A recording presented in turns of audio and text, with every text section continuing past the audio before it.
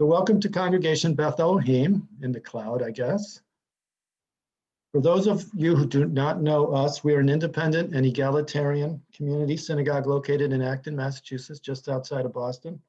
We're committed to fostering an open, diverse community that acts as a place for spiritual development, as well as the celebration of Jewish culture and values. This is the annual program organized by the Adult Education Committee at CBE. For many years, we have invited authors to speak at our synagogue as part of the Jewish Book Month celebration.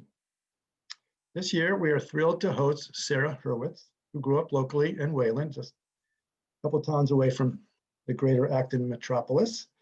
And I would like to thank her for being so responsive to our requests, especially for signing those book plates, and which was our alternative to our usual in-person book signing, which we usually have with food and a lot of schmoozing. Unfortunately, we can't do that due to COVID, obviously. So I also want to thank all the members of the Adult Education Committee, many of them who suggested this book, and the author, especially to Ellen Wax, AKA Wacky, for help in arranging the book order and the book plates with Silver Unicorn, who is our local bookstore. So I really enjoyed reading the book, and especially because it relates the author's personal experiences with Judaism to her career in public service, which you'll learn more about tonight. Sarah will be interviewed by Rabbi Mike Rothbaum. He is the spiritual leader of Congregation Beth Elohim. He's been here with us since 2017. And with our cantor Sarah Spira, they are bringing to our congregation some of the ideas and practices that are discussed in Sarah's book. So here's the format. Rabbi Mike will interview Sarah for about 45 minutes. Then we will open it up for questions. So if you have a question, please direct it into the chat function. I hope people know how to use Zoom by now, but if you don't, if you bring your cursor down to the bottom, you'll see the chat box that shows up there, and you can open it up and you can send a chat to everyone or to me. I think we had wanted CBE people, Acton Matt. Okay. right? We want people to send it directly to you, Matt, right? Just to me. If it gets to everybody by accident, that's okay, but try to direct it to me, CBE Acton Matt. And please make sure that you're muted. Some people that may have just joined us may be unmuted right now. So please try to, okay, Wacky says on the iPad, it's in the upper right. That's the chat function. And then I will read the questions. And I'll try to read questions that are popping up. Some of them may be similar. So please be patient there. I think that's it. Also, I have you on spotlight view. So that means that there will be Sarah Hurwitz and Rabbi Mike speaking. And I think that's the end of my formal introduction. I'm going to now remove me from a spotlight and get Rabbi Mike. There we go. Was there an official intro? Oh, I forgot about that. Of course. Oh, good. So here's our formal introduction. You're doing great, You Matt. told me, Rabbi Mike, to catch you, and I thought I'd already done that. You're doing great. Here we go. From 2009 to 2017, Sarah Hurwitz served, I'm going to go back, okay? Raise volume. If that's okay. Uh, All That's right. perfect. my speaker muted. From 2009 to 2017, Sarah Hurwitz served as a White House speaker, first as a senior speechwriter for President Barack Obama, and then as head speechwriter for First Lady Michelle Obama. Prior to serving in the Obama administration, Sarah was the chief speechwriter for Hillary Clinton on her 2008 presidential campaign. But I can't. Uh-oh. Can everybody please mute yourself? Sarah is a graduate of Harvard College and Harvard Law School, and she is the author of the book that we'll be discussing tonight, Here All Along, Finding Meaning, Spirituality, and a Deeper Connection to Life in Judaism After Finally Choosing to Look There. Okay, we'll go to Rabbi Mike. and I'm going to spotlight him. All right, how's that? Are you That's perfect. good? Well done. Well done. Okay. So first of all, just thank you to Matt and Leslie Sternberg, who are the co-chairs of the Adult Ed Committee, and everyone on the Adult Ed Committee, including, I know Wacky is here, and Bob, and Nyana, there's people I'm forgetting. This is a fantastic opportunity for us to hear from Sarah Hurwitz. Can I call you Sarah? Is that okay? Yes, of course. You call me, Of course, call I'm me pretty Mike. informal, so. Yeah, and yes, not only is your book really fascinating, a great read, really important for us as a Jewish community, you just seem like a mensch. And just a little bit, I've gotten to talk to you before this, already have a good feeling. So thank you so much. Local woman does great, Wayland to the White House and to publishing. We'll just start off with the fact that you could have done anything. You went to Harvard, you're a lawyer, you worked in the White House. You could say this is provincial to talk to the Jews, you know, this little tiny little runty people in the world. So why write a book on Judaism after leaving the White House? Right. Well, it's funny. It was, I think a lot of my colleagues were a little bit surprised that I made this choice. I actually remember reaching out to a political pundit I knew to ask for advice. And I told her I was thinking of writing this book on Judaism. And she actually said, no, oh, no. Your first book should be about politics or speech writing or Michelle Obama. And then you can write that book on Judaism that no one will ever read.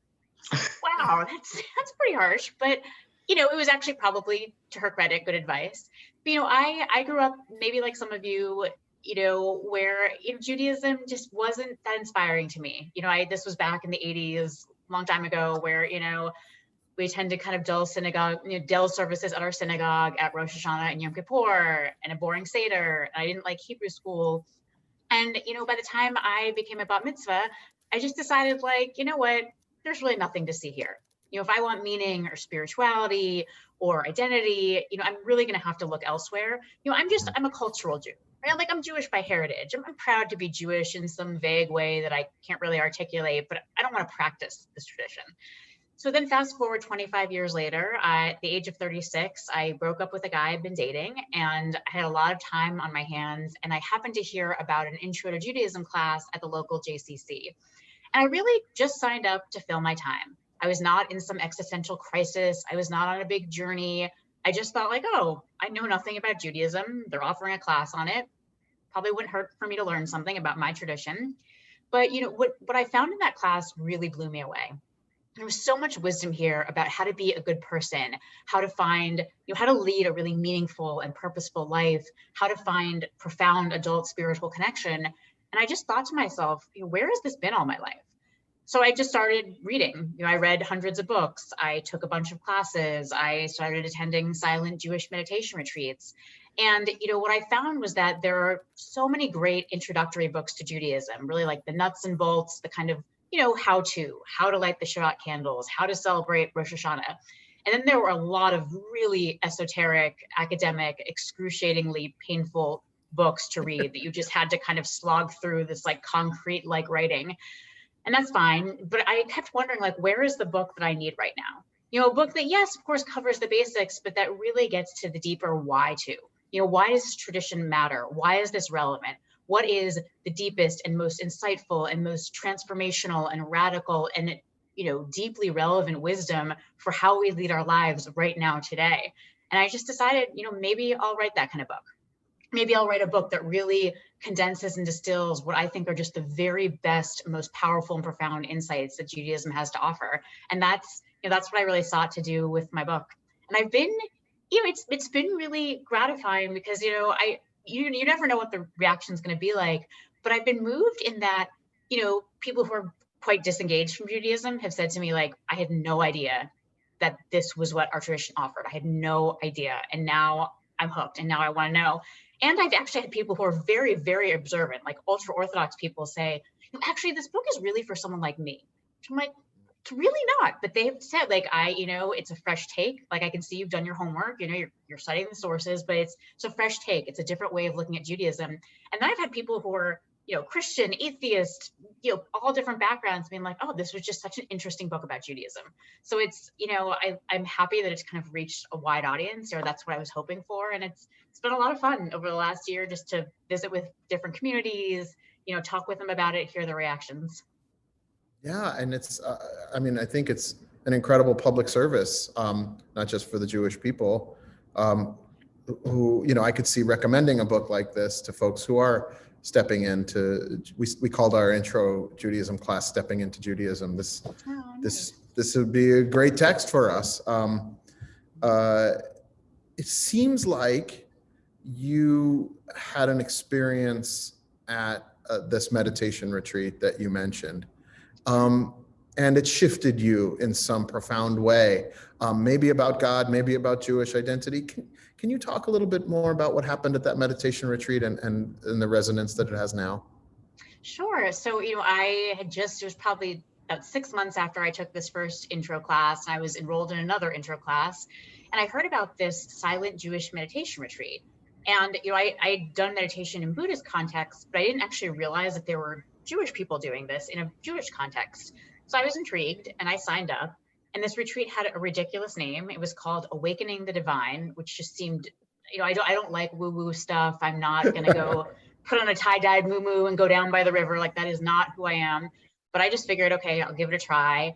And I showed up there, and it was actually this really quite extraordinary experience. And by the way, it's offered by an organization called Or Halev, which is based in Jerusalem, but the rabbi who leads it is American. His name is James Jacobson Maisels, and he actually offers this very retreat every year. It's actually going to be offered this year once again in late December, early January. So it's called the Or Halev, just ORHALEV. You can just sign up for it, go on their website. Light of the Heart. Yes, exactly. And it's actually, now they're doing all of their retreats online. So you can do this from the comfort of your own home. And I've actually done a couple of online ones. They're great. But so I showed up at this retreat, and, I just thought, okay, maybe this will be a good way to feel less anxious, to feel, less stressed out. And, that indeed was the case. After a few days of meditating, I began to feel more relaxed. And there was a lot of, really beautiful prayer, very powerful talks by the rabbis who were leading it on various Jewish topics, spirituality, whatever. And, on one of the final nights of the retreat, they told us we were going to do an exercise called Hit Bodedut, which is an exercise that was developed by an 18th century rabbi named Rabbi Nachman. And it basically involves going out into nature, somewhere where no one can hear you, and speaking out loud to God. And this has to be out loud, not in your head, and you can't stop. Meaning if you run out of things to say, you just say, I've run out of things to say, run out of things to say. If you don't believe in any kind of God, then you say that. You say, I don't believe in you. I'm talking to open air. This is idiotic. Totally fine. You just keep doing this for an allotted period of time. I think we were given about 30 or 45 minutes. And I remember thinking that this was the stupidest thing I'd ever heard. And I actually wasn't going to do it. But then everyone else was doing it, and I felt like, I don't want to break the rules. I'm a good girl. So I troop up to the woods and I start doing this stupid exercise. And, I found it to be incredibly moving, actually, to be somewhere that was so private, out in nature, no one could hear me. I found it to be this really visceral experience where I really found myself kind of pouring my heart out, and it was really quite emotional. And that just started this kind of chain of events at this retreat that really wound up with me feeling like I had just a felt sense of the divine, where I felt like I touched into something that was just different from any other aspect of my life. It's sort of hard to talk about. I think when you start talking about God in a sophisticated, adult, mature way, you realize actually to talk about it is to be contradictory, and you can't quite, reduce it to some definition or category. But I found it really profound, and I actually write about it. It's actually the beginning of my chapter on God. I sort of share this whole story and how that kind of, was the moment where I think I crossed over from being this, avowedly kind of atheist, people who believe in God are dumb, to, you know what, maybe there's something here, and maybe I shouldn't be so arrogant and closed-minded, and actually should be a little bit more open to the spiritual realm of life. So you talked about Judaism being about being present, and present in the moment. Could it just be that you actually used some of the Jewish technology to be present, and that nothing actually changed? Or do you feel like can you elaborate a little bit more about this idea of being present and that being Yeah. Judaism, and whether that is that God? Is that just something that happened chemically in your brain? Let's talk more about that. So, I think what I find in Judaism is that there's just so many different Jewish practices and traditions that really seem to be designed to just bring us into the present moment.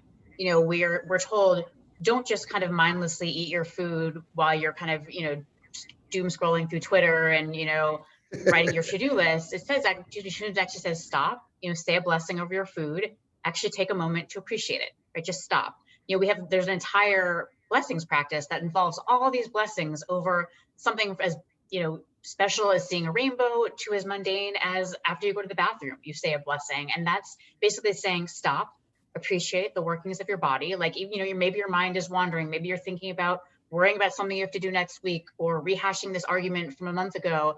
Judaism keeps telling us, no, stop, come back, notice what is actually happening in the present moment, notice the various blessings you have, notice the various privileges you've had, and actually appreciate that. And I think that's actually what Shabbat does as well. It actually tells us, like, stop, don't continue just this one continuous Wednesday that I think how many people feel like we're living our lives, where every day is the same, we're working every day, we're answering email every day. And Judaism says, no, stop. And for 25 hours, just be present in your life. Don't plan things, don't work, don't sit around worrying about the future or ruminating about the past. Actually, have great meals, spend time with people you love. It's just this demand to actually be present in our lives, which I think is quite powerful and I think more necessary than ever today. Right, and that's something we all say that we're looking for, but then we get to this tradition and it's, but that's a bunch of old stuff that says no, don't do this, and no, don't do that. That's not what I mean. I mean, now how do I really get connected? And then Judaism is saying, no, really, this is the way to do it. This is the way to do it.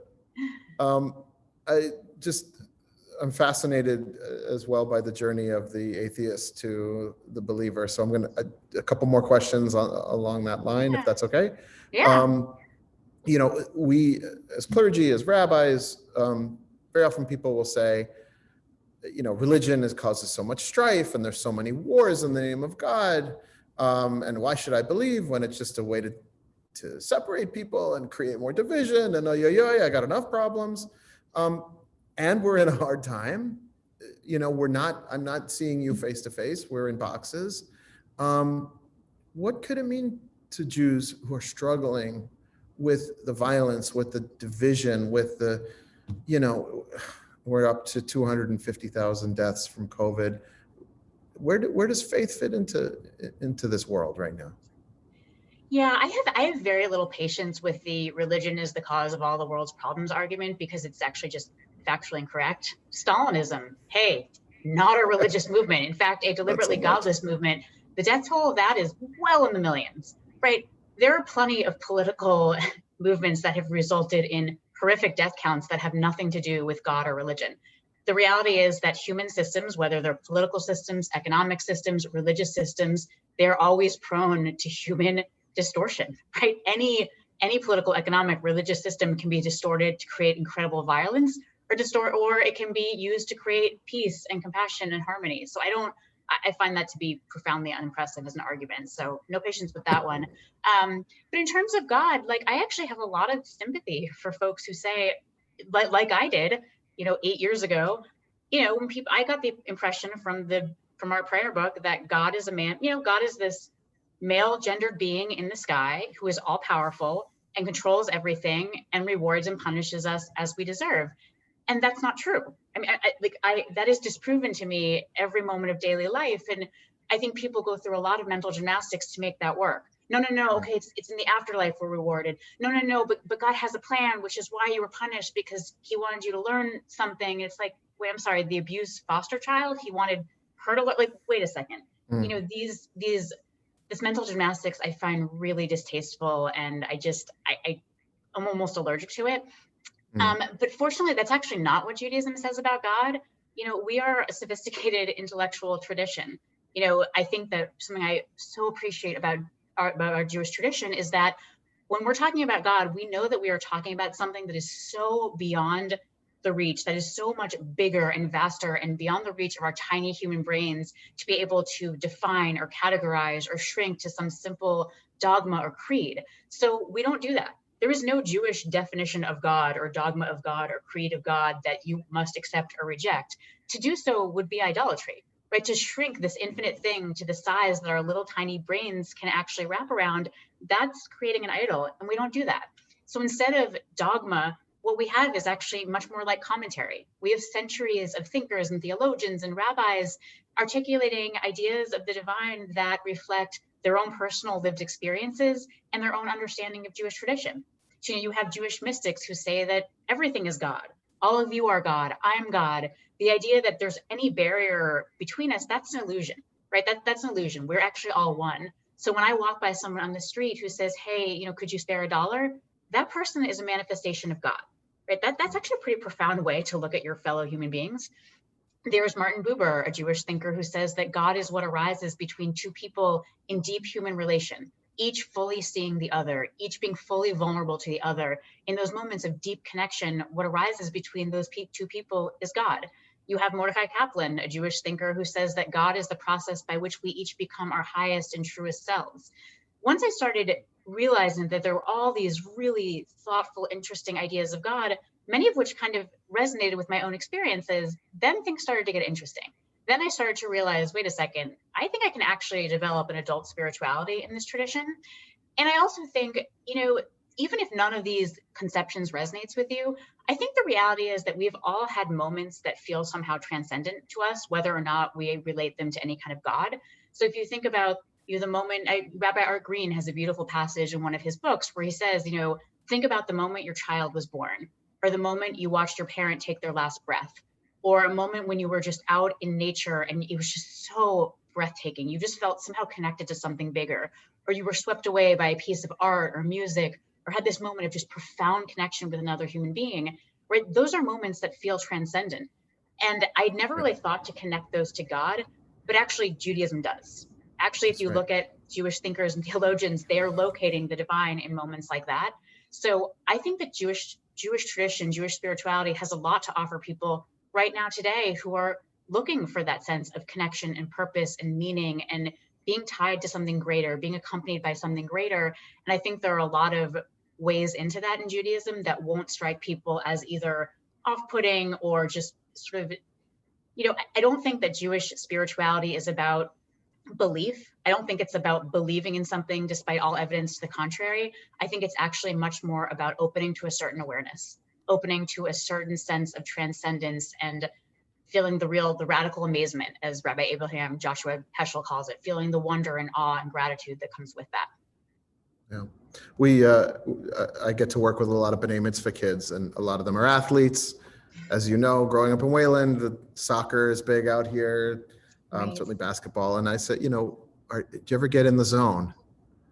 And Yeah, when you're unconscious and you're just hitting shot after shot, there's something special going on there. Maybe you wouldn't call it the G word, but something's happening there. Right. And I love what you're saying about having to smash the idols, right? I mean, that's what that's the midrash we know, is that Abraham smashes the idols. And if he's the prototype Jew, why wouldn't it be up to us to keep smashing? Exactly. So sometimes the outdated God, that ain't cutting it. No, Smash. I think we should be very nervous anytime someone tells us they're confident that they know what God is and what God wants. I mean, really, they're often talking about what they are and what they want. It's sort of funny how that happens. It's God hates all the same people they do. It's quite a How convenient. Yeah, how convenient, right? How convenient. It's funny how that works out. Yeah. Well, so let's shift to prayer. So I don't know if Matt mentioned to you, we have a lot of scientists in the community. There's this place running around with doctorates. I'm very intimidated because everybody's smarter than me. There's researchers, and they're just the doctorates everywhere, biochemistry and engineering, and I don't even understand what they do. So how do you reconcile there's this body of secular knowledge and rational thought and scientific thought, and Jews have excelled in that. We can look at the Nobel Prize winners. And then you're like, yeah, you've got that. You check those boxes. You're doing a great job. And then, oh, and we're going to have a conversation with an invisible God that you'll never be able to see or hear. How help me out as a rabbi in Metro West Boston. How can I help our people reconcile those two ideas? Well, I mean, first of all, any Jews who are rejecting science, I think maybe are not quite getting the tradition. I mean, Maimonides, one of the greatest Jewish thinkers and philosophers, was a scientist. He was a doctor who wrote a book about logic, right? I think if you're going to degrade that, you're degrading one of our greatest philosophers. Rabbi Jonathan Sachs, who sadly we just lost him, passed away very recently, but he wrote an extraordinary book about how religion and science are they're two things that we need together, right? These are, they both exist, they both matter. So, when I think about prayer, I actually don't think it's so much about, affirming the existence of a being in the sky, mainly because I don't believe there's a being in the sky.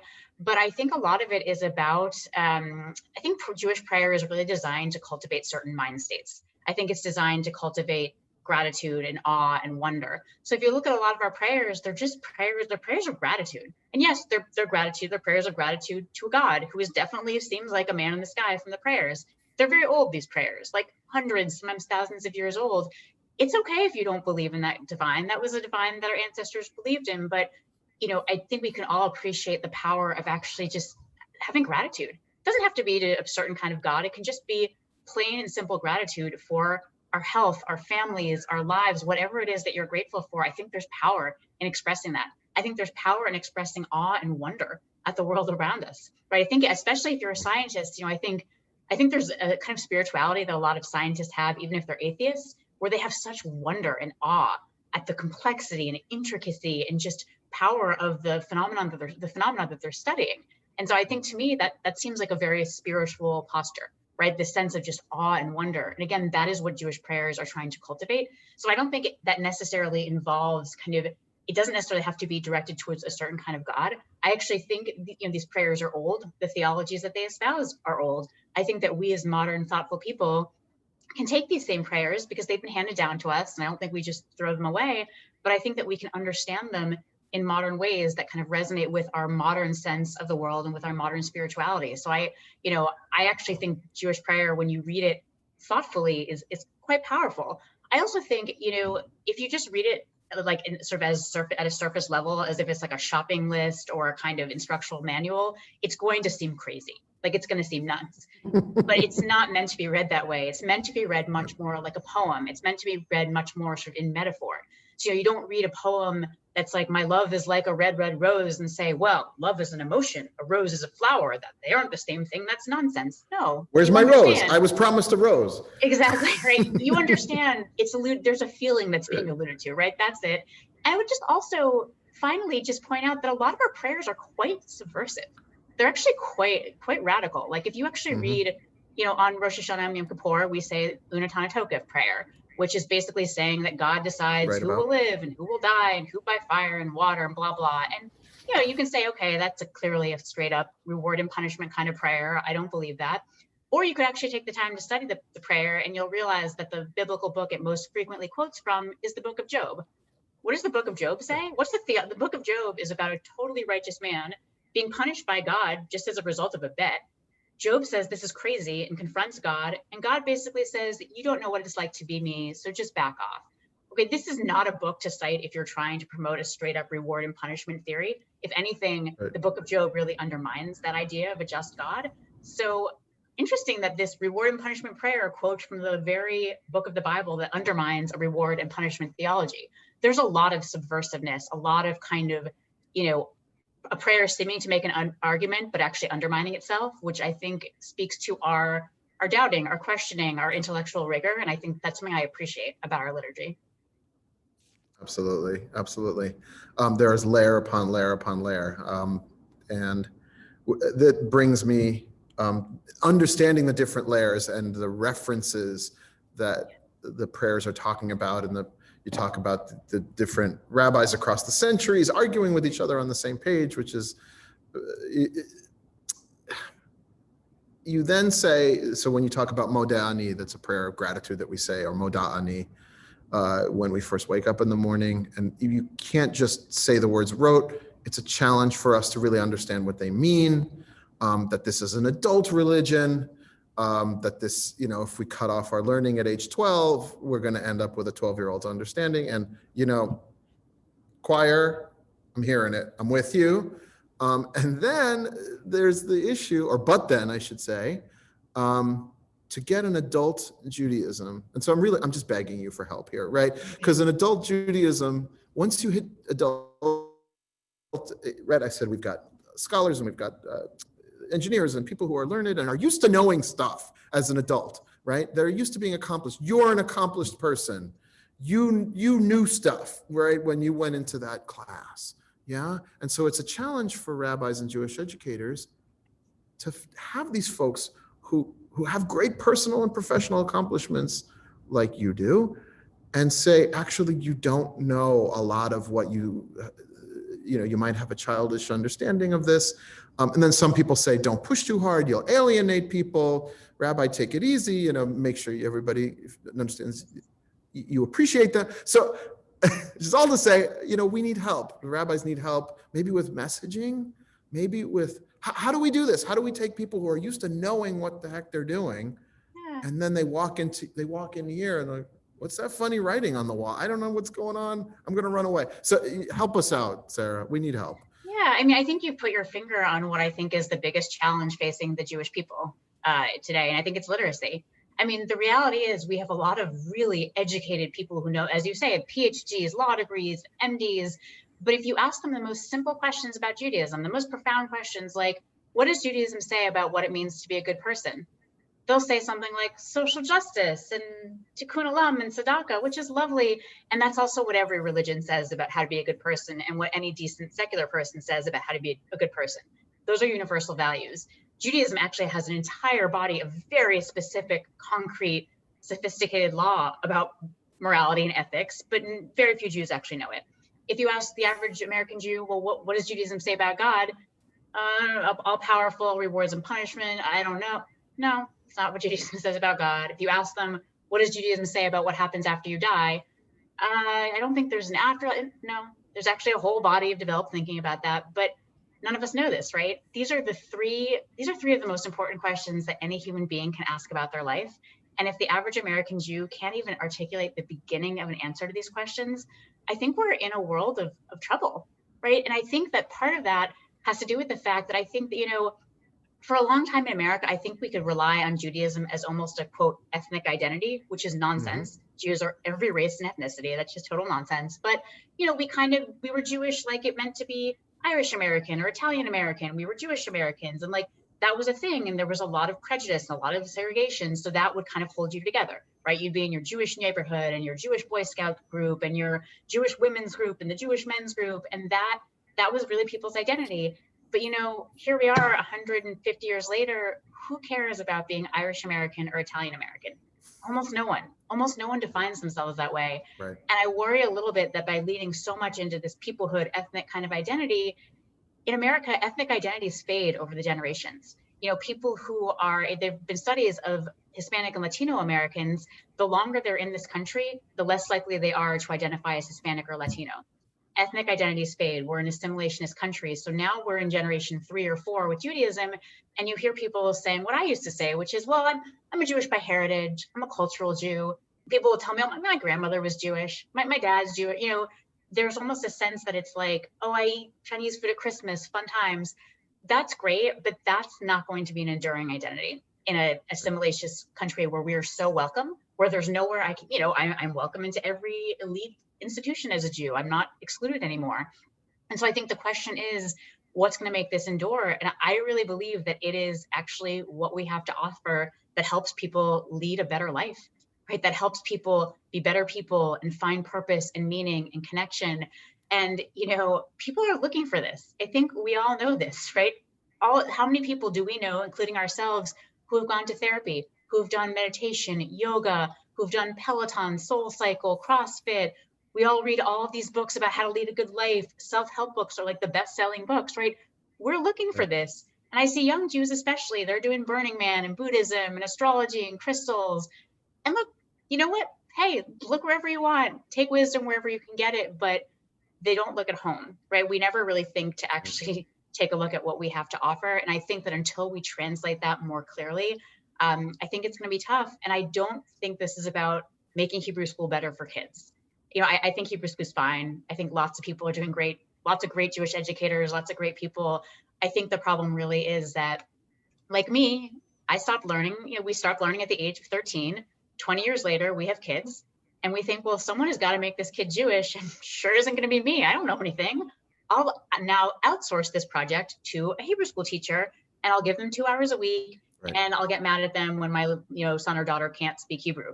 It's like, guys, other people can't make our kids Jewish, right? I think the tough thing is, and I don't mean this in a harsh way, but we have to become adult Jews. We have to grow up. Just like you didn't stop learning biology, you know, if you don't stop learning science at age 12, or English or math or history, you didn't stop then, because you wouldn't be a very educated person. You wouldn't be a citizen who could make adult decisions. It's the same thing with Judaism. You know, your 12-year-old or 13-year-old Judaism, it's not going to be enough to pass it on to your kids. And that's actually why I wrote my book, because I found it to be very hard to learn about Judaism as an adult. It is a very complicated tradition. Everything in Judaism is hyperlinked to everything else. So I really had to spend thousands of hours reading and learning deeply, and no one has time for that, which is why I spent those thousands of hours, and you can just spend 8 hours with my book, right? I distilled the very best stuff because people don't have time, and it's not fair to put that on them. So I was hoping to just help people with this process.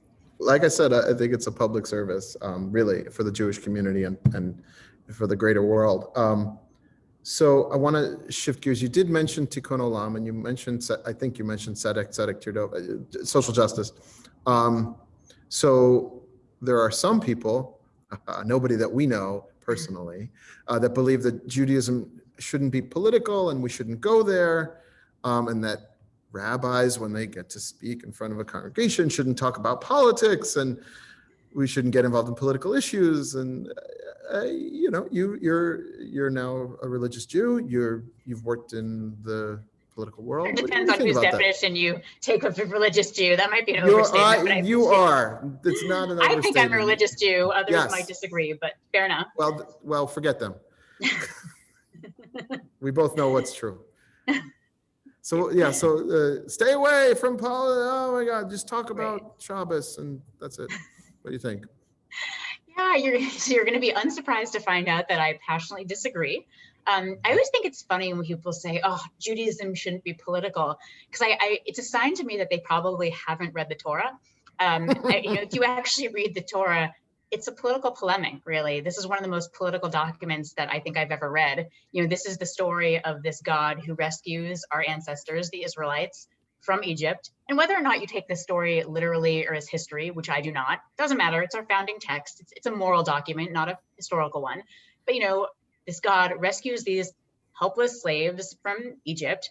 God assembles them around this mountain, Mount Sinai, and basically God gives them a mission. God tells them, your mission is to create a society that is the exact opposite of Egypt. Your mission is to overturn all of the old power structures in the ancient Near East. Instead of worshiping kings and pharaohs and emperors, your greatest concern is going to be the vulnerable, widows, orphans, strangers, and the poor. That is incredibly radical. I mean, that is just, it's mind-blowing. It's revolutionary. It's really, it's just sort of shifting everything upside down. It's a very political charge. And if you continue to read the Torah, you find out that this God is obsessed with income inequality and dictates all of these laws for how one can kind of rebalance income inequality every 7 years, every 50 years. This God is obsessed with immigration. I mean, this God, no fewer than 36 times, says, love the stranger, for you were a stranger in the lands of Egypt. The stranger is the person who is the non-Israelite, right? It's the outsider. It's the non-Israelites, the immigrant, right? That's what the stranger is. You know, this God is very concerned about issues like poverty. Again, you know, these are political issues. That said, I don't think that you can say, well, Judaism has one clear position on immigration or one clear position on poverty or income inequality. I don't think that's true. I actually think Jewish law it's broad, it's vast, it's complicated. I think you can make a variety of arguments about the role of government in addressing these issues, et cetera, et cetera. I think some of those arguments are better than others, but I wouldn't say there's some clear, narrow Jewish position on every political issue. But I would say it's pretty clear that Judaism is a political tradition, that our tradition is political, that our tradition is very concerned with issues that we today understand as political. So to sort of try to avoid being political, I think you really have to step around, you have to sort of tiptoe around the beating heart of the tradition. And I don't think you should do that. Like, I think you should engage fully with the tradition. So I think the idea of Judaism not being political, that doesn't work. I do think it's appropriate for it to not be partisan, you know. I think that, you know, that's fine. But again, I don't think you can avoid politics. So I want to try and experiment here, considering what you're saying. And you talked about power structures and Pharaoh in Egypt, you know, clearly up here, and the Israelites are built-in underclass. They're a racial underclass. You know, you're speaking my language. So I want to think about, again, it's an experiment. I don't know what's going to happen.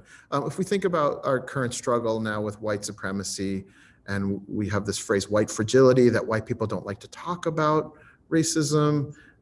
We certainly don't like to think of ourselves as racist. Oh, yeah, I'm a good person. What are you talking about? And I thought of this when you talk and write about how you thought you were a good person, but studying Jewish ethics made you realize you weren't a great person. And I wonder for white folks who are really having a hard time struggling with this idea that I could have racism inside of me, or I could have implicit bias and feeling fragile around that issue. Do you think your journey that you described, you know, I'm good, but I'm not great. Do you think there's some help that your journey could offer a national conversation on this? I know it's a huge topic. Like I said, it's an experiment. Right. No, it is. I mean, I do think there's something there, because, you know, I just kind of made the assumption, like, look, I don't lie, cheat, or steal. Like, I'm a nice person. I'm kind, I'm generous, you know, that's good, right? I'm a good person. Don't tell me I'm not a good person. But once I started studying Jewish law, I actually realized there was a much higher ethical bar out there than the one to which I was holding myself, right? I think that if you actually look at the ethic of modern American culture, you know, the basic value there is do whatever you want as long as you don't hurt other people too much. Right? That is a very low bar, right? There is nothing about self-sacrifice, compassion, kindness, generosity, you know, self-discipline, you know, and that's fine. That's fine for secular law. But I began to realize, wow, just the way I use my speech, you know, I'm careless with my speech. I gossip, I shame people. When I want to win an argument, I get mad and I kind of take them down a peg. And I realized, like, wow, Judaism has some very strong prohibitions against shaming people. So I began to realize, like, you know, and there is that little bit of fragility when you begin to kind of just notice that, oh, wait a second, actually there's a higher bar here and I'm not meeting it. So I think that similarly with race, you know, when people of color, when Black people in our society are saying, hey, you know what, like, look at how, you know, please take a moment, please take some time to understand how racism actually affects everything from the schools kids go to the housing that we have, to the economics. Like, when they're actually saying, hey, look, there are studies that clearly show the reality of this problem. When they're saying, hey, this is my lived experience. You know, I have the talk with my son when he turned 10 and he had, you know, like, when people are telling us this, telling us their experiences, showing us actual data, I think we should not get so defensive, right? I think we should actually put aside that fragility and say, hey, wait a minute, maybe I'm not as good a person as I think, right? Maybe I'm not as woke a person as I think. Maybe I have something to learn here. You know, I think that that's very important. And I think we all have a role to play in it. And it is hard, right? And I don't think it has to be done. You know, I don't think there should be shaming and name calling. I mean, that stuff's not helpful, but I do think that having the humility to realize, like, oh, wait a second, there's a lot I don't know here. And I better maybe take some time to do some learning and listening. I think that's helpful for us in studying Jewish ethics. I think it's helpful for us in studying and understanding the ethics of race in our country. Nice. Thank you. You mentioned the laws of Shmirat HaLashon, of proper speech, guarding the tongue, right? Avoiding Lashon Hara. You can pass if you want to, but knowing what you know now, since you've studied that, do you regret anything from your political career that you wish you could take back now? You know, I certainly don't regret any, like, I don't think anything that I wrote was like wildly unfair. You know, I've always written for people who I admire. And so I feel like, you know, I really trust people whose ethical sense I share, whose values I'm in alignment with. So I certainly not that way. But I will say that campaigns are tough. The White House is tough. And there have been plenty of times when I have just gotten frustrated with colleagues or just tired or frustrated in general and said things that I really regret. Two other colleagues sent emails that I really regret, where I was impatient or I didn't take the time to actually understand where they were coming from. And I kind of assumed the worst. And that I definitely regret very much. These environments are so stressful and you're so tired. I don't think anyone feels like they're their very best self on a political campaign or in the White House. I think we all kind of look back and it's like, wow, that was, there were some tough moments there. So I certainly have a lot of regrets along those lines. So, actually, I will say one more thing I regret. I do think we were a little too hyperbolic with our language before the era of Trump. This is the most important election of our lifetimes. If Mitt Romney wins, it'll be the worst thing ever. Like, no, it wouldn't have been the worst thing ever. Would have been fine if McCain won, would have been fine if Romney won. We would have had some policies that I think are really problematic, but democracy would have stood.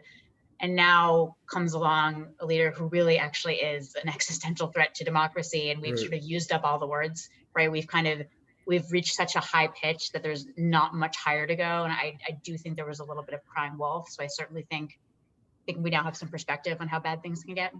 It's funny. It reminds me, there's a Hasidic teaching that says, and this might not be your theology, but it says, if somebody asks you how you're doing and you say good, God says, oh, you think this is good? You'll see how good it can be, and God really pushes you. And then if you say, how are you doing? I'm doing bad. And God says, so, you think that's bad? You'll see how bad it can be. So which is a framing of attitude, right? But you think Mitt Romney's bad? Yes, you wait. You're going to see something. Mitt Romney's going to walk in the park. Wait, by the way, actually, just going back to theology, because what you just said, I thought that's a lovely story. And it also made me realize that I sort of want to modify something I said earlier. Sure. My theology, it's very complex and fragmented. So I don't think that God, I think God is everything. I think that God is what arises between people in relation. I think God is the process by which we become our highest, truest selves. But I relate to all of that as a you. Which again, wait a second, I don't believe God is a being, but I can't relate to a force or a process or what arises between people, right? I can only relate to a being because that's the limitation of my tiny heart and brain. So I relate to God as a you. I think of God as a you, even though I don't believe that God is a you. You can just take from that what you will, but Kaplan, Buber, Heschel mix. Yeah. It's all a kind of a mix. And I don't think that we have to take it too lightly. Right. I think that sometimes there's a rabbi named Jay Michelson who I love, who he says Jay. Yes, Jay's great. He's great. Very good writer. And he says, something along the lines of what the mind calls being, the heart calls God. So what the mind might call, oh, God is everything, God is a force, the heart just calls God, right? Just calls you. And I don't think there's anything wrong with that. So I just want to, create that space because I think it can be freeing to just allow yourself to, think of God as a hypothetical. Be like, all right, I don't think there's this being that loves me and accompanies me, but what if there was? Just hypothetically speaking, how would that make me feel at this moment? It can be a nice thought experiment. Right. And you don't have to answer all the questions. Just try it out. Yeah. So I do want to come back to the political sphere. I know people are very interested in your background. I have a question. So you worked in a progressive administration. And you are a religious Jew. I don't care what anyone says. Whoever writes this book is a religious Jew. I am so frustrated that the right seems to own religious language in our country. Because I'm a rabbi, sometimes I get invited to talk to reps and senators and their staffs. And I always urge them, speak in religious language, talk about the things you're talking about. Hillary Clinton is a big Methodist. Did we ever know that about her method? I agree. And I'm so frustrated. So you were there, did you ever say Hillary, talk about, Jesus walking with the poor and hanging out with the prostitutes, people need to hear about, and why doesn't it happen? And did you try? I need to know. No, it's funny. Hillary actually did often talk about Sunday school and her Methodist minister taking her to go see Martin Luther King. She did kind of talk about that. But I also think, sometimes these people who run on the left, their faith is, it's private to them, right? They actually, they just don't actually feel comfortable talking about it because they, it's private. And I kind of get that, right? Like, I think that anytime, if you try to push someone who's not comfortable talking about faith to talk about faith, they're going to sound really awkward and uncomfortable. I think that's one of the key lessons I learned as a speechwriter. It's you've really got to work with where people are. So like Obama, actually, interestingly enough, he talked about faith all the time. He did. But guess what? He did it in a way that wasn't inflammatory or racist or hateful. So it never got any attention because it wasn't that newsy or interesting, right? Whereas I think when a lot of people on the right are talking about how God hates this person and God doesn't want you to wear a mask or whatever, that's interesting. It's newsy. That's going to get covered. So, it does frustrate me when people say, oh, Democrats never talk about their faith. Actually, a lot of these people talk about it a lot, but just not in a way that's going to get media attention. So there's sort of that imbalance that I find hard to, I don't know what the answer is, but I find that frustrating. I mean, we have a minister running for Senate in Georgia. Right. This guy Right. is like, who preaches at Martin Luther King's old church, right? Like, don't tell me we're not the party of faith here, Hope he wins. Absolutely. He's a really impressive person. He is, and by the way, he's being smeared a little bit, as Black candidates often are, and sometimes as Democrats are, as there's some sort of anti-Semitism issue. I know the rabbis that Raphael Warnock is known for 30 years, so that's really disappointing. Yeah, no, not at all. What's the most Jewish speech you ever wrote? So, I certainly wrote my share of like Hanukkah party speeches and things like that. But I think one that I wrote that you might not think of as traditionally Jewish, but that does actually feel quite Jewish to me. It was Mrs. Obama's final college graduation speech in 2016. And it was at the City College of New York, which when I heard she was doing this speech, I was actually really excited because when my great grandparents first came to America from Eastern Europe, they settled in New York City. And my great grandmother was incredibly excited to find out about this city college system because she had 4 daughters. They had 4 daughters, and the city college system educated women, it educated Jews, and it educated people who didn't have any money, which was my family. So she thought, like, maybe my daughters could actually go to college in this country. Like, how extraordinary. But then the family left New York City, and my grandmother, who was one of those 4 daughters, she never got to go to college. And this was a source of just heartbreak for her entire life. She wanted to go to college, she wanted to go to law school, she wanted to be a lawyer, and she wanted to go into politics. And she was this passionate Roosevelt Democrat. She was very progressive. She cared a lot about political issues, but she never got to do that. And until she passed away in 2011 at the age of 99, it was just something that really broke her heart. And so I thought it was extraordinary that here I am, just 2 generations later, I got to roll up to the City College of New York with Michelle Obama, the first Black First Lady of the United States of America. And she spoke to this audience of graduates who, students at City College, they're from 150 different nationalities. They speak 100 languages. It is a school of immigrants, right? Like almost all these kids are first or second generation immigrants. And I just remember being incredibly moved to think that like just a couple of generations earlier, these seats were filled by so many Jews, right? By so many Jewish immigrants.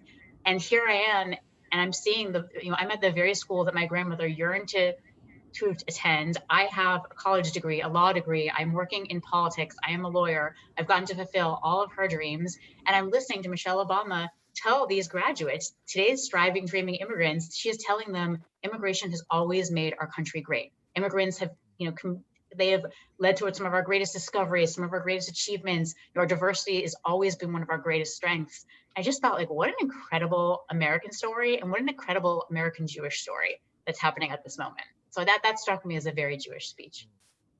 So nice. So I'm being told I can ask you one more question, and then we've got to go to our awesome crew here.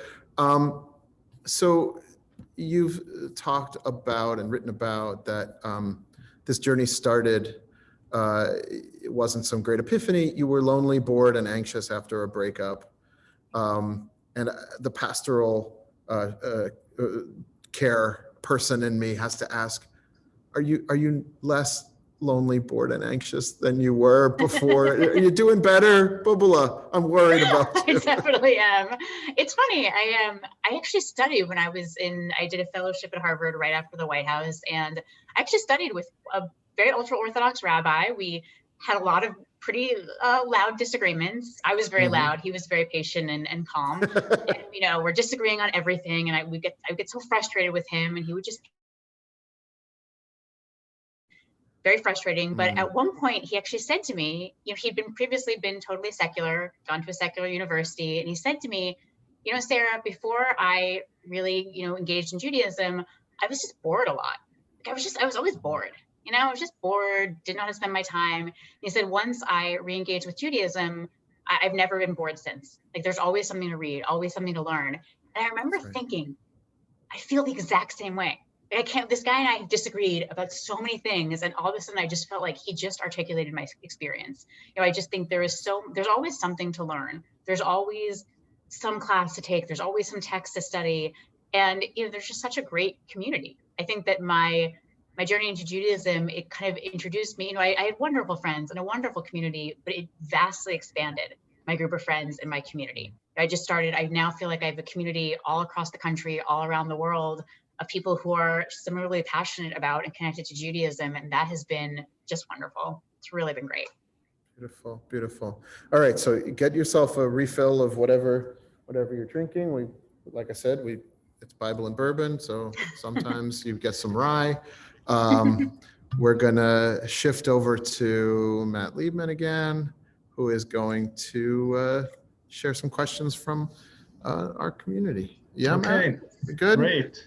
Okay. Been getting a few questions that are coming in. If people, excuse me, want to ask some more questions, send the questions in the chat and direct it to me at CBE Acton Math. So we're getting a few questions that are very similar about you personally and what your current Jewish practices are. Have you brought a variety of Jewish practices into your life over time, which have become more meaningful? How do you express your Judaism? Do you keep kosher? Do you keep Shabbat? Those sorts of things. So, I keep a very, very minimal kind of kosher in that I don't eat pork or shellfish ever. So that's just sort of one thing that I do maintain. I have a group of friends who we try to do regular Shabbat dinners together. Now it means, sitting outside 6 feet away from each other wearing masks. So it's a little different than it used to be. It's getting cold, but we've really tried to keep up that tradition because it's just important to us. We say the prayers. We really try to just really kind of sink into the Shabbat spirit and just connect deeply, not look at phones. It's quite a lovely tradition. And I think most of all, and I attend services on the high holy days. I attend Passover Seder, obviously. But I think probably one of the most consistent things that I do is study.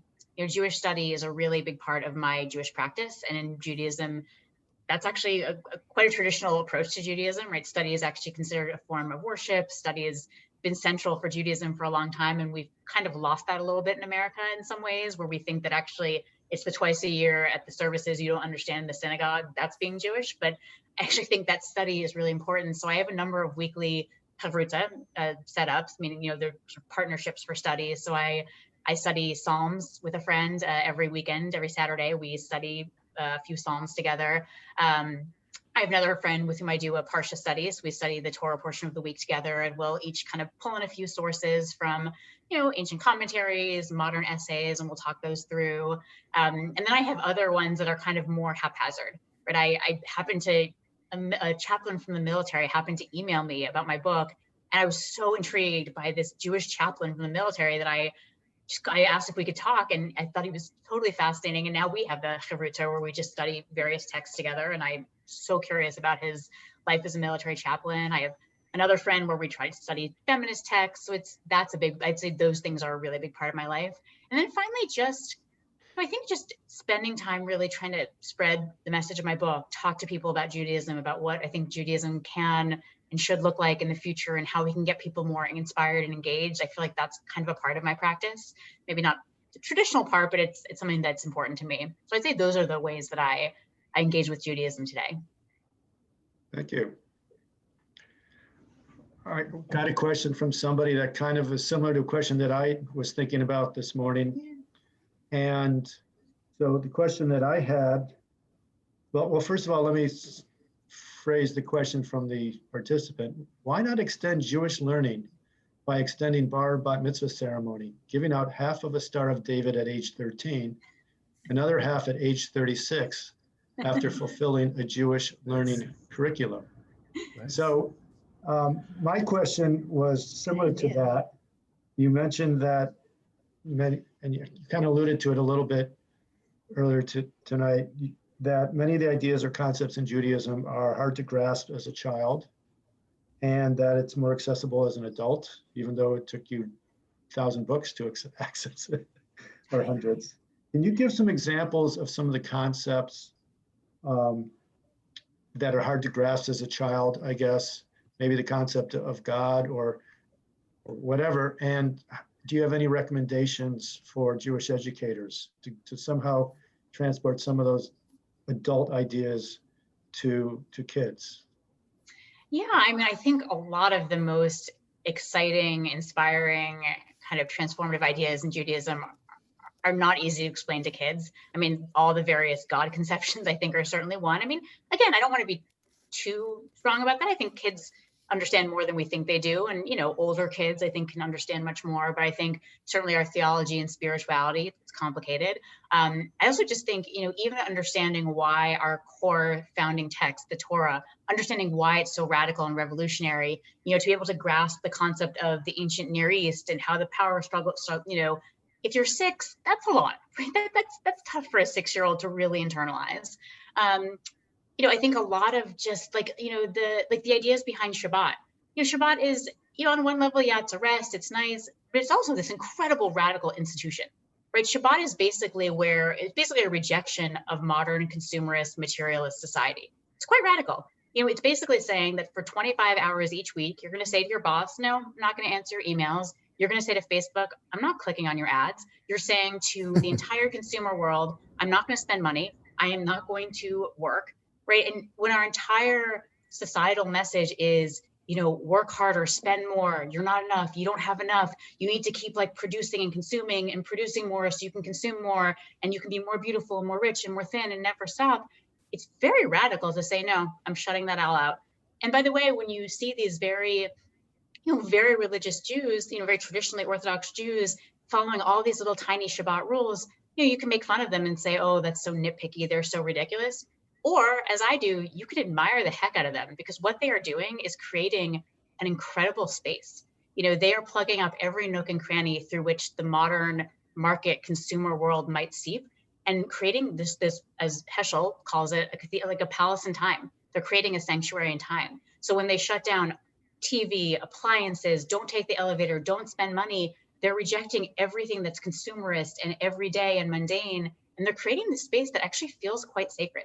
It actually feels, if you actually observe Shabbat with people who are really, really rigorous about it, there's something like the air feels different. There's something almost magical about it. And again, I think a kid can grasp some aspects of that, but I don't know if they can really grasp the depth of how powerful that is. So, look, I think there's lots of ways to teach kids to Judaism that are age appropriate and that are fun and meaningful and powerful for them. And I think especially once they turn 12 or 13, that's really the moment where I think they can actually start grasping some of the deeper stuff. But unfortunately, it's also the moment at which they stop learning. So I think that, you're really right that it would be great if 13 to 36 was kind of a time of powerful learning.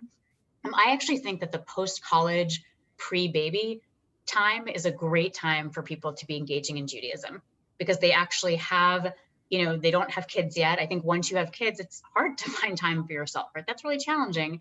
And they're out of college, so they're mature. Maybe they're trying to find their place in the world, which can be hard and lonely. I think they're kind of open to that kind of learning and connection. So I actually think that's a good time to start engaging with people. And I kind of wrote my book in some ways with those 20, 30 somethings in mind as they're trying to find their way in the world. I think that's sort of a good time to reach people. So sort of as a follow-up question, somebody asked, what about Hebrew literacy? How does that enter into the equation there? I think the truth that, I'm not Hebrew literate. I read Hebrew like a Israeli 5-year-old. I know I picked up a small number of words in my studies, but I don't speak Hebrew. And I think it's actually true that does put a ceiling over my head. I can't do my own translations. I am very much dependent on others for translation. And that's, if I wanted to be a scholar, that would be unacceptable, right? I would really actually have to learn Hebrew. So I do think it puts somewhat of a ceiling over your head in terms of, your independence as a learner, but I certainly don't think it's required. I really don't. I think it's good to know how to read Hebrew. I think that that's helpful to know how to, pronounce it and read it, just so you feel like the prayers aren't total like gibberish, right? So they don't feel like they're in wingding. So it feels familiar to you. So you can kind of engage with it in some way. But, do you have to be fluent in biblical or modern Hebrew? I don't think you do. I really don't. And I think, if that had been the requirement for me, I don't think I would have entered. Right? If that were the barrier of entry, I would have just walked away, because that's a pretty high barrier to entry. So I do think teaching kids to read Hebrew, to be comfortable with it, is great. But, do they need to speak it fluently? I don't think that's necessary. It's helpful. It certainly enhances your experience by, certainly hugely enhances the experience. And if people are interested, they should do it. But I don't think it's a requirement. It's actually when I thought about rabbinical school at one point, and I just realized that is a 7-year commitment for me. I'd have to do 2 years of college Hebrew and 5 years of rabbinical school. And I just thought, okay, this is too much at this stage in life. But, if you show up to services and you just show up to davening, some of the people who have been doing it, they'll tell you, like, you start to get the prayers, you know what they are, even though you don't know exactly what you're saying, the melody, the words. It becomes easier. It's any muscle, the more you use it. It's true. We have a question about Jewish mysticism. I'm not exactly sure what the question is.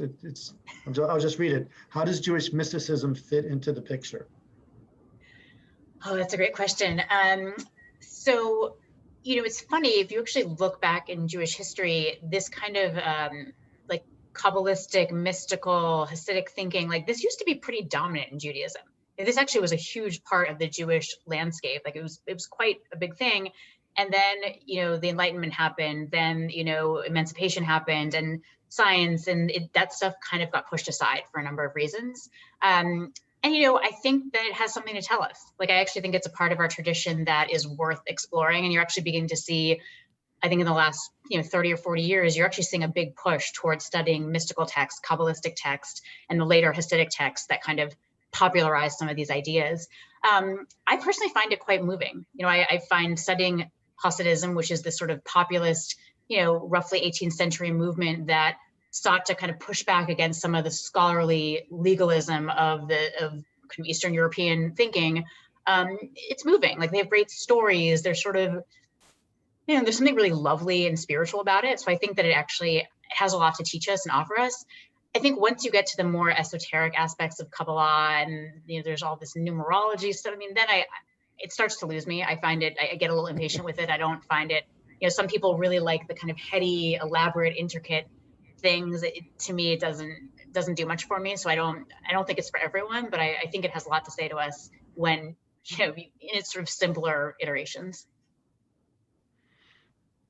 Okay, I'm going to combine a question with one that was suggested before.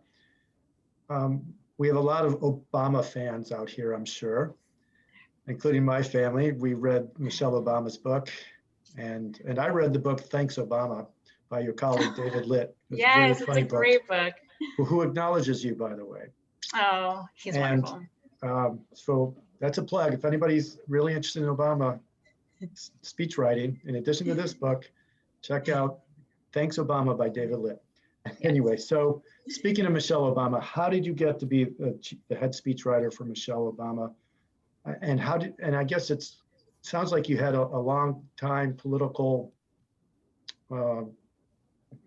profession, or career already in place. I'm just wondering how your career led you into being head speechwriter for Michelle Obama, and can you tell us some great stories about writing for her? Sure. So, I got my start as an intern in the summer of 1998 after my junior year of college in Vice President Al Gore's speechwriting office. And the writers who I worked for helped me get my first 2 jobs out of college, both of which were total failures. The second one was as a speechwriter to a U.S. Senator named Tom Harkin, wonderful, wonderful senator from Iowa, who I just hugely admired. But, I was 22. I had no speechwriting experience. I don't know why they hired us. I didn't really know how to structure a speech or how to write to be heard rather than read. And so, after about 9 months, his chief of staff sat me down and said, like, you should really go to law school. Like, I hear you've applied. I think that's a better path for you. So I went to law school, and my third week of class, I met a guy named Josh Gottheimer, who is now a congressman from New Jersey. But back then he was, a fellow classmate of mine in law school, and he had previously written speeches for President Clinton. So the two of us just started freelance speech writing together, and he really taught me a lot about how you write a speech. So we both got jobs on General Wes Clark's primary campaign for president in 2003, and Clark lost. We then got jobs on John Kerry's campaign for president in 2004, and Kerry too lost. I was briefly a lawyer at a law firm, and then I got a job as Hillary Clinton's chief speechwriter, and she also lost. So not a great track record so far, but after she conceded, the Obama campaign hired me. So I was a speechwriter for then Senator Obama on his 2008 presidential campaign, and he won. And while I was on the campaign, while I was there to write for him, I helped Mrs. Obama with her 2008 Democratic Convention speech. And this was a moment where she was just getting a lot of really negative press, which I found to be incredibly racist and sexist. It was a lot of like, she's an angry Black woman, she's ugly, she doesn't love America. It was just like really just pretty horrible stuff. And, she's sort of in the middle of this maelstrom and has to give this speech at the Democratic Convention. And I was really blown away by her, that her attitude towards the speech was like, okay, I'm just going to get up there and talk about who I am and what I believe. And I'm going to tell them about my family and my values and why I support my husband in this election. And she gave a speech that I think it really turned her media coverage around, because it was the first time that I think the American people got to see her unfiltered. Right? It was 17 minutes of just her sharing who she was very honestly. And people saw what we'd all seen, which is like, oh, wait, this woman is lovely. She's brilliant. She's thoughtful. She's passionate. She's patriotic. Like, I think people finally saw her for who she was. So I got to know her pretty well during that process. And then when we went to the White House, again, I was there to write for him, but I would kind of help her out on the side every so often. And after a couple of years, I just realized I just felt more at home in her voice than I did in his. I just gotten to know her so much better on the campaign. And I was kind of more interested in the subjects that she was talking about. So I actually moved from being a speechwriter for him to being her head speechwriter. So that's kind of how I got there. And, she was just such a joy to write for. She's someone who knows who she is. She always knows what she wants to say. And the trick of writing for her was I would just sit down with her before speeches and say, like, okay, this speech is coming up. What do you want to say here? And she would dictate all of this language, like paragraphs and paragraphs of moving, edgy, vivid, just powerful language. And I would just type it as quickly as possible on my laptop, because there were so many good lines, turns of phrase. The line, when they go low, we go high, that was her line. I did not come up with that. I just typed into my computer. And so, once I had that initial download, I would work into a draft, and then I would send it around to probably 50 people in the White House, lawyers, fact checkers, political people. A lot of people reviewed every speech, and fact checkers would scrub every line of every speech, because it was important to the Obamas that we tell the American people the truth. The idea that we might inadvertently have an incorrect fact, that was like the thing we most feared, right? Just the idea that we might not tell the American people the truth was like just unthinkable. So we're very careful about that. Feels quaint now, but that actually was what people used to think. And then once I had a draft, I would give it to Mrs. Obama, and we would edit. She would edit, I would edit, she would edit, I would edit, and then she would deliver it. So it was quite an intense process. It's a lot, definitely a very many drafts, many memos back and forth. But she is so naturally gifted as a speaker and as a writer. I just felt like she was always lifting my writing up. She just had such high standards that if it wasn't where it needed to be, she would just give me feedback until it got there. And that was a wonderful experience for me. Can you talk a little bit about what were some of the highs of the 8 years, and what were some of the lows? So, I think the highs for me were really the travel. I think if I asked all of you, who is the first spouse of the leader of, I don't know, Argentina, Ghana, Japan, Mexico, France, I'm just gonna throw it out, you probably don't know. I personally don't know who the spouses of those people are, but everyone knew who Michelle Obama was. I mean, we would just travel around the world, and you would descend from this big blue and white plane that says United States of America on it, and people would be lining the streets, waving flags, cheering. We would go into schools, and children would just be like so excited to see her. like they knew who she was. They had a sense of her story. They had the sense that she had really, come from modest circumstances and worked her way up. And they just so resonated with her and with her story. And it was just really inspiring to travel the world with her and to see this response, just to see how America could look in the eyes of the world, to see what the Obamas represented about America to the world. I mean, that to me was always really quite awe-inspiring. In terms of the lows, it was a stressful job, right? Like the media environment is so different today. Back then we had so few, there weren't any scandals. We weren't committing crimes. Like there was sort of, the tiniest little thing would cause like days and days of bad media because we weren't doing lots of bad things. So the tan suit. He wore a tan suit. Oh my God, he wore a tan suit. Can you believe it? So it was just this terror of getting something wrong. Where now, if you're committing like hourly crimes, just nothing matters that much. So I don't think it's that stressful to be a staff. You don't have to worry about making mistakes. But back then, we were just so worried. And I remember, Mrs. Obama she was speaking in Japan, and it was the US government and the Japanese government were announcing a new joint program to educate girls in developing countries around the world. And I thought okay, I should find a Japanese proverb to end the speech because, I want to honor our host and our partner. So I looked and looked and looked, and I finally found this proverb that said, "No road is long with a good companion." So I thought this is perfect, right? The challenge of global education is hard, but the road won't be long with our wonderful companion, the government of Japan, blah, blah. I wrote this whole flowery ending all around it, felt very good about myself. Mrs. Obama loved it. I then just sent it to our embassy in Japan just to get a double check on it. And I literally got a call about an hour later from the deputy chief of mission, who is the second in command to the ambassador in an embassy. And he said, "Yeah, we got to talk about the proverb at the end of the speech." And I said to him, I was like, "Come on, man. What? It's a proverb about friendship. What, you don't like friendship over there?" And he said, "Okay. So I'm going to put you on the phone with one of our local staff. And every American embassy around the world, it has staff from the country where it is located who help us. They help us understand the language, the culture. So the American embassy in Japan has a bunch of Japanese staffers who work there.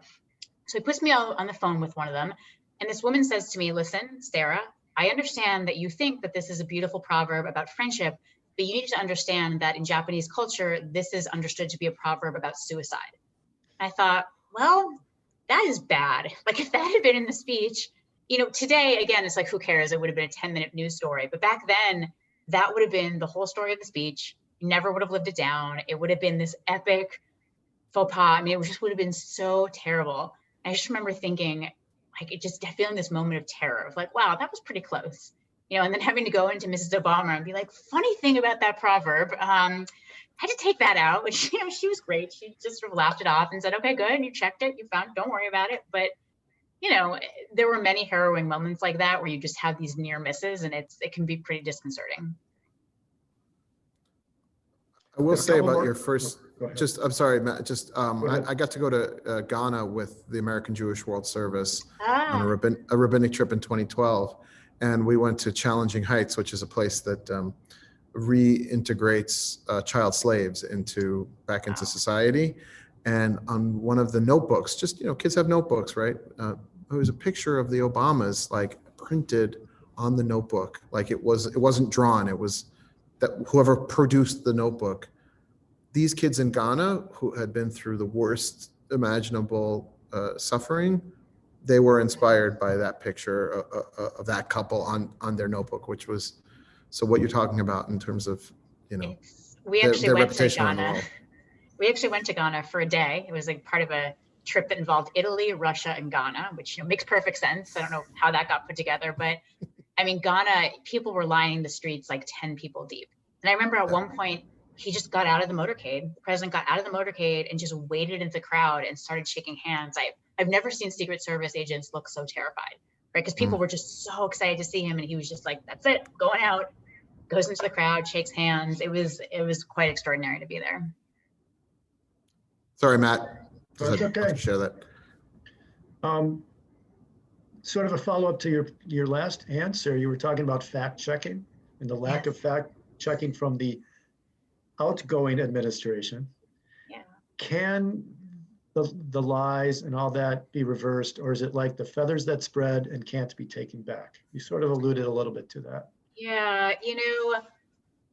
I'm pretty pessimistic. I hate to be, I like to be more optimistic and hopeful, but I'm pretty anxious about our media landscape in America. I think we're in kind of a dangerous moment where, there are no agreed upon facts anymore. Like they're not even a semblance of agreed upon facts, where basically anyone can mass produce their own facts and get lots and lots of attention to them. So, you have a significant number of people in this country who are believing things that just simply are not factually true.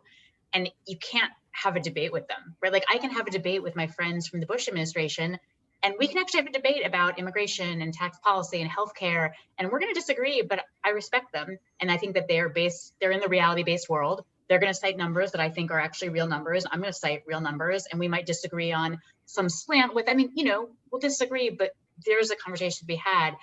I can't have a debate with someone who says that, well, Joe Biden actually stole the election and didn't really win. And it's like, well, no, you can't, it's sort of hard to have debate when you're just totally living in different places. So I think that is that's something that worries me. It would be like, if we didn't regulate our medical industry at all, and I could just go and hang out a shingle and say, I'm Dr. Hurwitz, I'm a cancer doctor, vitamin C cures cancer. And, I promise you, I have all these studies. Come, I'll show you all my studies that show that vitamin C cures cancer, and I'm wearing a white coat, I have a stethoscope, and I've got all these fancy papers on my wall. And I'm going to rely on you to go research whether I actually really do have a medical license. And you're going to have to go look at all the cancer studies to see if my studies that, by the way, I just created myself, are true.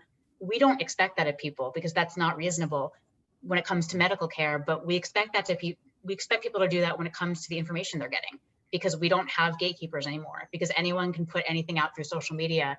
And that's a really high burden to put on the American people, right? To have to figure out where their information is coming from. People who've now been taught to distrust gatekeepers like the New York Times or the Wall Street Journal or even Fox News, right? Now Fox News is not crazy enough. It's like, man, and I don't know how democracy endures with this landscape. I think we need just dramatic overhauls and shifts in how social media operates, because this is scary and very dangerous. Okay, thank you. Yeah, I had a question that just came in about the idea of fake news and how that term is used a lot to kind of represent something that is something that Trump doesn't agree with, even though it might be true. Right. And so I guess that gets to your issue of people just not believing the gatekeepers. And how do we get over that? I guess. And it sounds like you're pessimistic, but there has to be a way for people to, and the Biden administration is definitely going to have to figure this out, how to be able, especially with the vaccine, for example, how to get people to believe science, climate change, which is something I'm interested in, and all those other issues.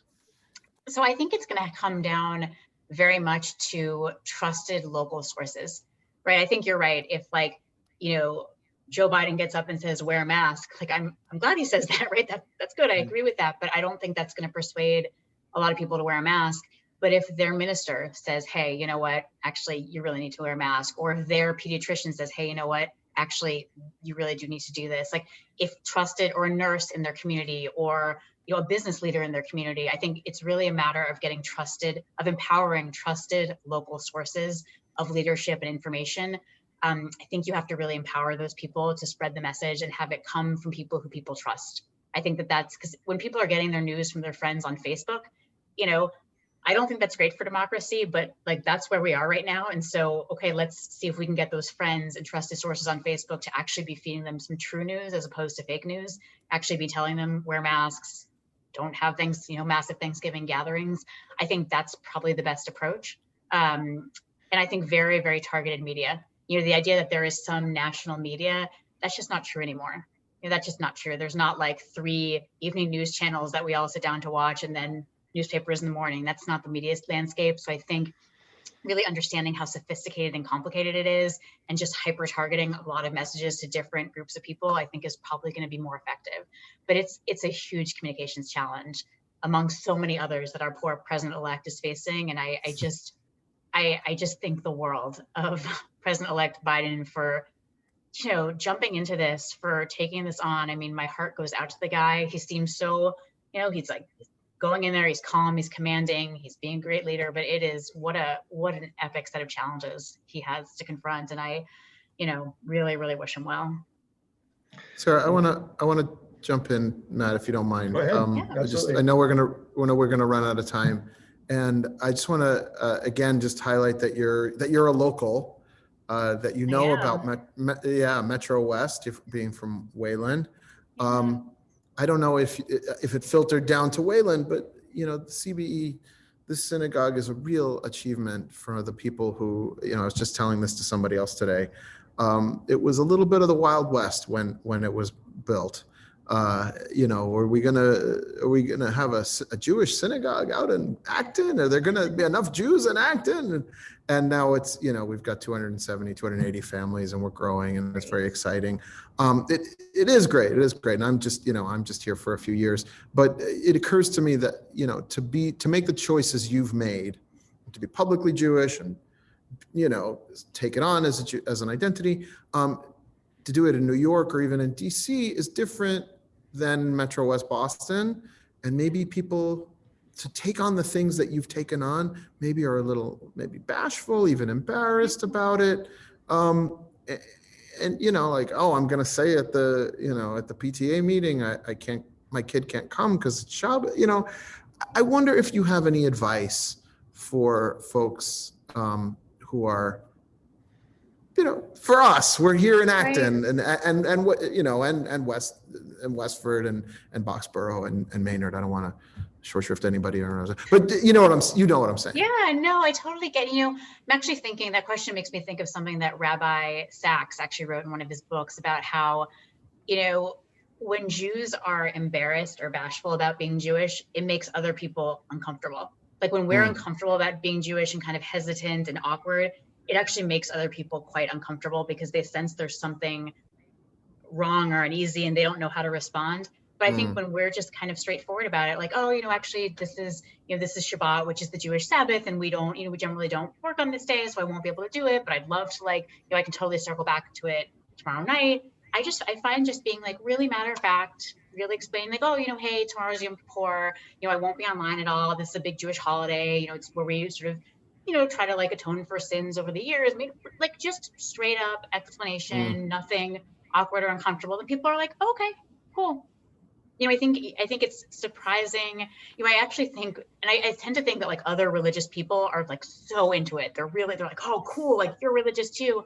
I think oftentimes the challenge is explaining it to your, I'm too smart for you, and people who are into religious, the people who think that people who are into religion are dumb and are sheeple and all that stuff. I think it's harder to explain it to those folks. I think with those folks, you can just say, look, I know this isn't your thing, but actually this has been really meaningful to me and my family and the many other scientists and lawyers and doctors and, nurses and social workers and smart, educated people who we celebrate with in our communities. So we're gonna be doing that. No, it's not your thing. That's cool, but it's important to me and my family, and it gives us a lot of community and connection and joy. So, I think when you're confident and straightforward, I think people pick up on that and think, oh, cool. Great. I love the clarity, and actually in all kinds of relationships, just being super clear without histrionics. No, this is what I'll be doing, and that's what it is. That's beautiful advice. Thank you so much. Of course, thank you. Yeah, Matt, I'm sorry to jump in. Take it away. No problem. Got a couple of questions still out there, kind of related to what you were just talking about. Have you found your place in Judaism right now? Oh, what a great question. Wow, that's deep. That's getting right up in there. I respect that question. Have I found my place in Judaism? I've certainly found a place in Judaism, one that I think works for me.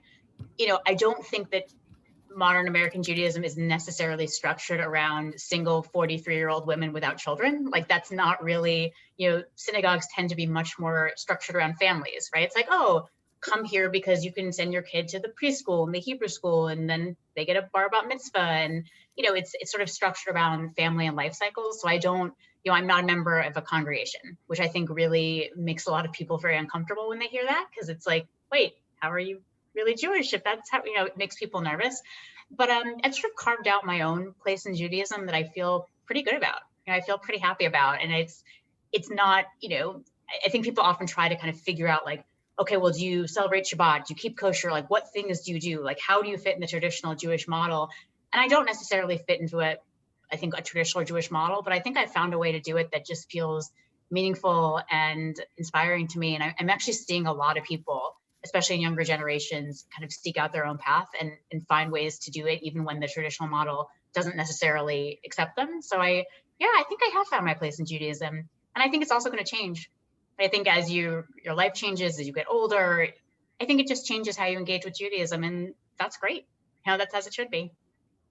You talked a little bit about some of the practices that you're doing, like sharing Shabbat with people outside, with your friends, and you mentioned that there's some online meditation classes. Have you seen any other really good practices out there in the pandemic that are pandemic compatible, I guess? Yeah, people are being very, very creative online. Like the whole Jewish meditation world has gone online. There are classes online, week-long meditation retreats online, like anything you can find.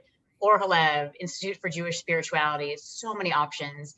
There are lots of great organizations for people in their 20s and 30s, like One Table Shabbat, that helps people celebrate Shabbat, and they've moved everything they're doing online. There is Moshe House, which is like communities of young Jews who live together and sponsor activities. They're doing it all online. So I kind of think people have found really creative ways to move stuff online. There's a whole site called Jewish Live that has all these little like programs and speakers and shows and things, again, totally online.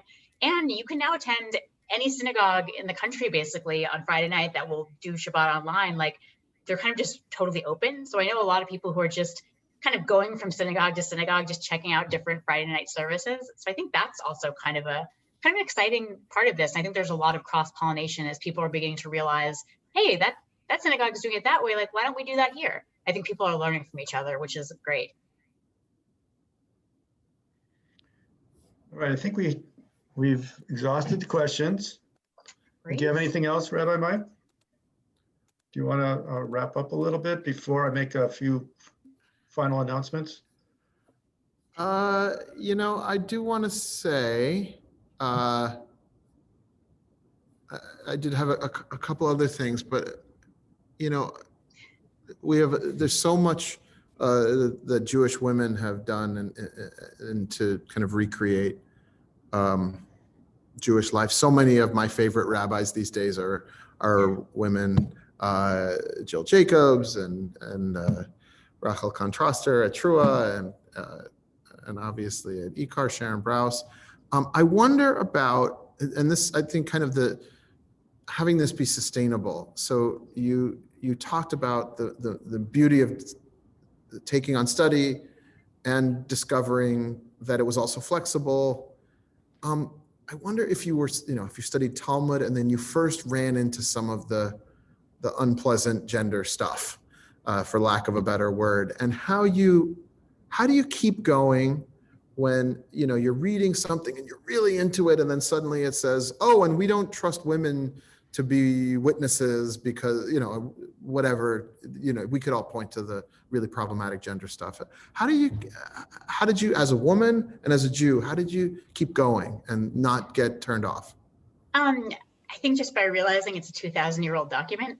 I think it's sort of like if I were to sit around getting hysterical about why do we allow slavery? Why don't we let women vote? No, that was the original version of the Constitution 250 years ago, right? We've amended that. And we're living with the legacy of many of these things, right? We still have a lot of work to do.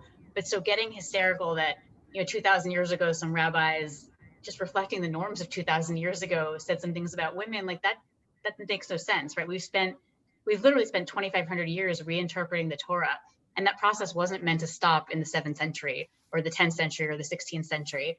So I think when, I know there are Jews out there, I think they're a minority who insist that Judaism is really meant to be frozen in the 17th century and who want to continue these norms. And that's not really a traditional approach. It's actually quite a radical approach, right? Jewish tradition is actually an ongoing conversation and reinterpretation, and it's an evolving conversation where we breathe life into our founding documents in each new era, right? So the Judaism that I and 90% of American Jews practice, women are rabbis. Women, I've never encountered in spaces where I go, I've never encountered any distinctions based on gender, right? Like so I don't, to me, it's like, oh, that was 2000 years ago.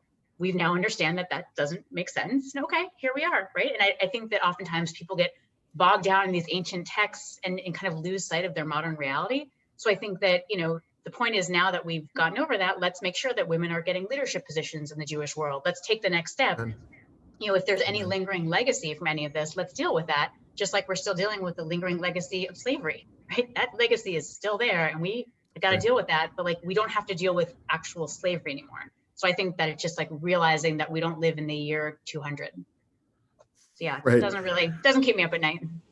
So I'll finish by saying the fact that we've kept, I'm looking at there's lots of screens with 2 people. So we've got dozens and dozens of people who you've kept their interest for an hour and a half on Zoom on a Sunday night. I'm impressed with you all. You all are amazing to stay with us this long. I appreciate it. We're impressed with you. The book is called Here All Along, Finding Meaning, Spirituality, and Deeper Connection to Life in Judaism, and Finally Choosing to Look There. Silver Unicorn is our local bookstore, so people should go there and not the evil Amazon where people are treated badly in the shipping department. Anyway, what is next for Sarah Hurwitz? What's in the next few years? Great question. I'm thinking about it now. I'm not totally sure. I've been thinking about trying to write another book focused on God and spirituality, but it has not been the most productive 8 months since COVID hit. So we'll see if I pull it off. That's Okay. the goal, but no one should hold their breath. We'll see. We're rooting for you. We hope Thank you come you. back. This has been extraordinary. Thank you. Thank you for having me, and thank you for the great questions. Thanks to all of you for being here, and I really appreciate the thoughtful questions. So grateful. I'm going to pass it back to Matt, and he can highlight himself. And yes, when you're back home visiting Dad and whoever your people are, and it's safe, I hope you can be in here, like Ronnie says, and join us for sure. So thanks again. Yeah, join us in person or join us online. We're online just like Torah everybody study. else is. Torah study every Saturday morning. Yeah, it'd be great. And people would love to have you come back. Thank you. So I hope you can come back. I put in the chat the website for Silver Unicorn Books. Everybody's been asking about that. Can we order some more books? So we ordered our books through them. Also, wait, before I tell you, I should have said on my website, which is just sarahhurwitz.net. I'll put it in the chat. There's actually discussion guides. So if you want to read the book with friends or family, there's like a one-time discussion guide with just 11 questions. And then there's a longer one, which is like chapter by chapter. So a lot of people have asked me about that. Well, you just muted yourself. Yeah, you did. Oops. Sorry, I will put that in the chat right now. Okay, good idea. Sorry about that. Yeah, sarahhurwitz.net. So I hope everybody enjoyed this evening. And this was really, I'm seeing some of the chat, very inspiring, thought-provoking. And so hopefully you're interested in additional programming of the Adult Ed Committee. And so if you like this kind of program, there's other programs. And so if you want to support us, you can make a donation to the Adult Ed programming at Congregation Beth Elohim. Just go to our website and you'll find it. We have some more events coming up. Probably the biggest one, people have already mentioned in the chat, the Scholar in Residence program, which is in February. And so we usually have a fantastic speaker. I don't know if it's officially been announced yet who that person is. I know who it is, but I don't think we've made the official announcement, so I won't say. But she'll be here. It's a she. She'll be here for the whole weekend. So I think that's going to wrap it up. This was a wonderful evening. Oh, thank you. It was a really great format, a good discussion. I love the way we did this conversation. We should do more. Definitely. Do you want to say, just if you're interested in Jewishness and Jewish identity and the public sphere, next I'll give a plug to the Brotherhood. Next Sunday, I believe the Brotherhood breakfast will be with our own Congresswoman Lori Trahan, recently reelected. And she's going to be talking about how we challenge white supremacy and domestic terrorism. Hopefully with a Biden administration, we actually take that seriously and, protect our buildings and protect our Jewish bodies from attacks out in the world. So please come back. And of course, Sarah, you'd be welcome if you want to hang out and talk to our Congresswoman, Lori Chahan. But everyone who's on here, it's really a great opportunity to talk to your government, your policymakers one-on-one. She's one of only 435 Congress people in the entire U.S. Congress. So please come back and join the Brotherhood next Sunday. And wow, Matt and Leslie and everyone on the Adulthood crew, this is, I know you're seeing the chat. This has been extraordinary. So thank you all so much. Thank All you. right, thank you. Have a good week. Thank you all. Thank you. I'll just, hang on, I gotta store this. Hope to see you in person one of these days. Amen. Amen. Yeah, that was great. Okay, Nice job. I'm gonna save the chat. I know there's a way to do that. You can either save it to your computer or you can save it to the cloud. David? Yeah, you feel like you see what's going on? Save chat. There we go. But that was just But a you- chat. Right, but And then I gotta store the, yep, that's saved. Okay. Now what do I do to, okay, pause, stop recording. Okay.